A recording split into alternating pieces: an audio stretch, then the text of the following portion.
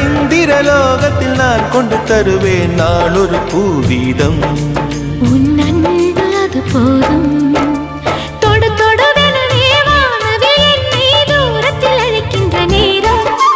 விடு விடுவெனவே வாலிப மனது விண்வெளி விண்வெளி ஏதும்.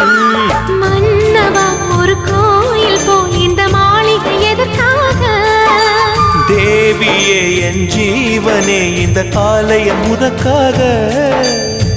வானில் ஒரு புயல் மழை வந்தால் அழகே என்னை எங்கனும் காப்பாய். கண்ணே உன்னை என் கண்ணில் வைத்து இமைகள் எனும் கதவுகள் அடைப்பேன். சத்தியமாகுமா? நான் சத்தியம் செய்யவா?